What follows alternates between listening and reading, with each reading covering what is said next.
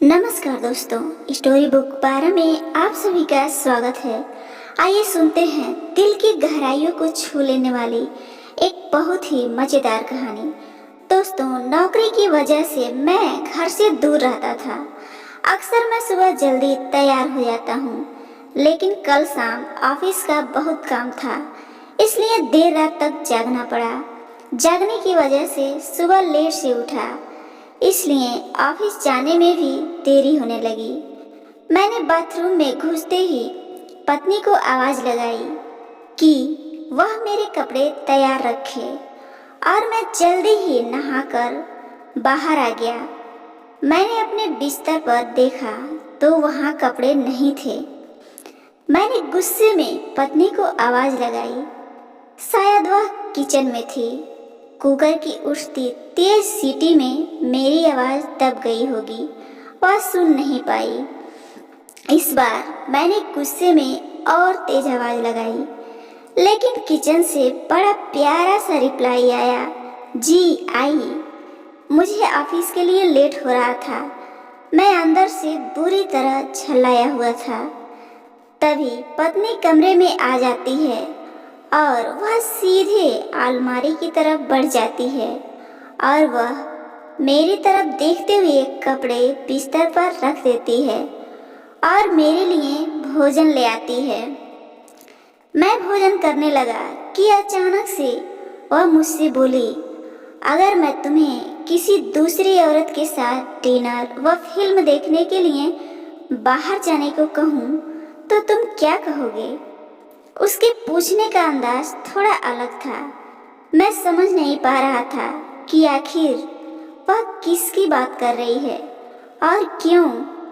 मैं बोला, मैं समझूंगा कि अब तुम मुझसे प्यार नहीं करती।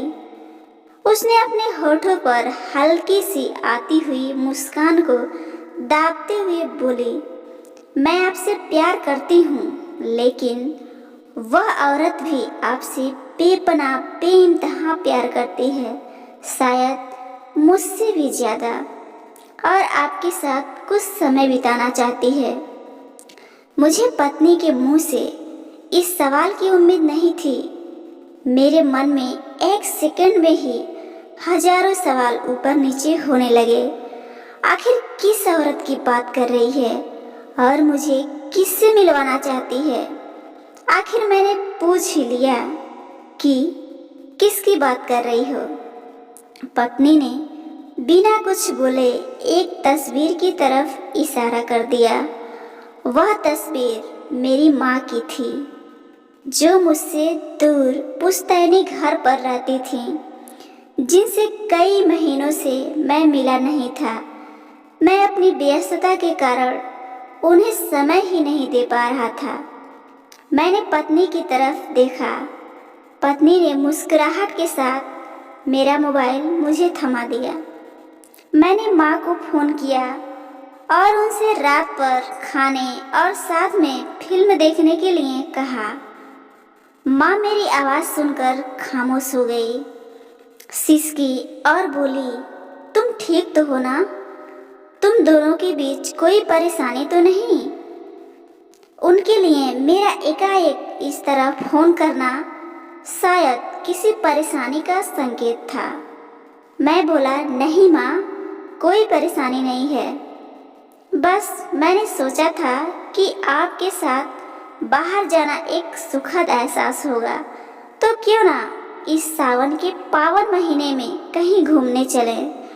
उन्होंने इस बारे में एक पल के लिए सोचा और फिर कहा, ठीक है।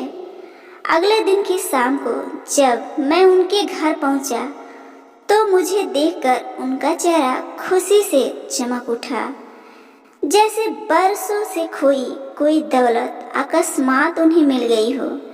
मैंने माँ के पैर छुए। वह बार बार मेरी तरफ देखकर हल्के हल्के मुस्कुरा रही थी।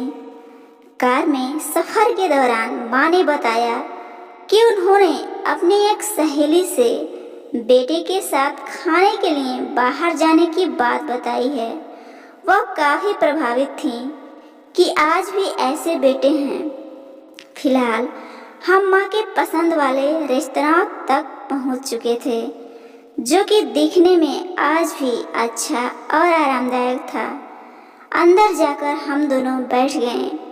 मैंने पास रखे मेनू को उठाया और पढ़ने लगा। तभी एकाएक मेरी निगाह माँ पर पड़ी। वह अभी भी मुझे देख रही थी, लेकिन इस बार वह मुस्कान गायब थी। वह उदास दिख रही थी। मैंने सोचा शायद मैंने मेन्यू पढ़ने में तो ज़्यादा समय नहीं लगा दिया।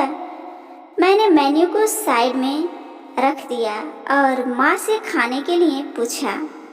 उन्होंने मेन्यू की तरफ इशारा करते हुए मुझसे कहा, तुझे याद है जब तू छोटा था और हमारे साथ बाहर खाना खाने आता था, तो मैं भी तेरे लिए इसी तरह मेन्यू को गौर से देखती और तेरे लिए अच्छा सा खाना ऑर्डर करती थी जो तुझको पसंद था। लेकिन अब वक्त बदल गया है, महंगाई भी बहुत हो गई है, तो शायद मेनू में कुछ नया देख रहा हो। माँ का जवाब सुनकर मेरी आंखों से आंसू निकलने लगे, लेकिन मैंने खुद को संभाला और कहा, माँ, इस बार आपके लिए मेनू मैं पढ़ना चाहता हूँ। इसके बाद मैंने एक बढ़िया सी डिश माँ के लिए ऑर्डर की। खाने के समय माँ ने मेरे बचपन से लेकर अब तक के कई किस्से सुनाए। मुझे ऐसा लग रहा था मानो मैं वापस बचपन में आ गया हूँ।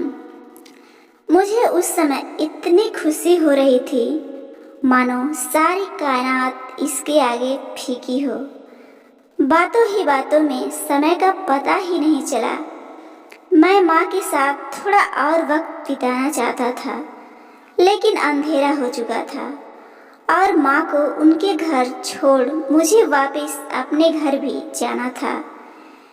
इन शब्दों का मतलब बाद में समझ आया, लेकिन फिलहाल मैं माँ को लेकर उनके घर पहुँच गया। अब वक्त था माँ से विदाई लेने का। माँ ने एक उम्मीद के साथ मेरी तरफ देखा और कहा कि अगली बार मैं उन्हें ही बिल का पेमेंट करने दूं, तो वो मेरे साथ दोबारा डिनर के लिए आना चाहेंगे। मैंने मुस्कुराहट के साथ माँ से कहा, माँ, जब आप चाहो। और बिल पेमेंट कौन करता है, इससे क्या फर्क पड़ता है? माँ ने मेरी तरफ देखा और मुस्कुराहट के साथ कहा कि फर्क पड़ता है बेटा, और अगली बार बिल मैं ही पे करूँगी। मैंने माँ से विदाई ली और अपने घर की तरफ चल दिया। घर पहुंचकर देखा तो पत्नी मेरा इंतजार कर रही थी। उसने पूछा, कैसा रहा आज का दिन? बहुत बढ़िया, जैसा सोचा था उससे कहीं ज़्यादा बढ़िया, मैंने जवाब दिया। इसके कुछ दिनों बाद अचानक मुझे माँ के देहांत की सूचना मिली। उन्हें दिल का दौरा पड़ा था। यह सब इतना अचानक से हुआ कि मैं कुछ समझ नहीं पा रहा था। मैंने माँ के लिए कुछ भी तो नहीं किया था। मैं वापस उनके साथ समय बिताना चाहता था, लेकिन अफसोस अपने व्यस्त समय की वजह से मैं माँ के लिए समय नहीं निकाल पाया।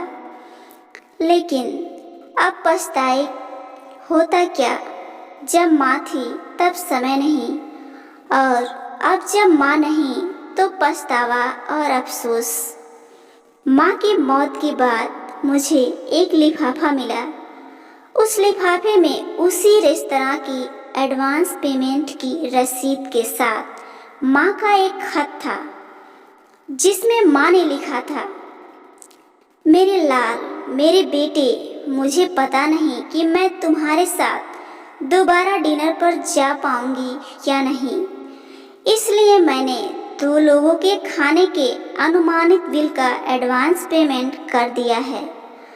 अगर मैं नहीं जा पाऊँ तो तुम अपनी पत्नी के साथ भोजन करने जरूर जाना।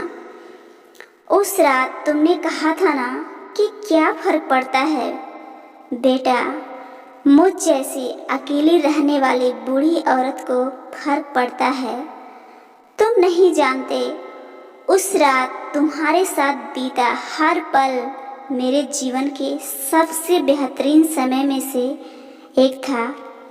भगवान तुम्हें सदा खुश रखे। तुम्हारी माँ।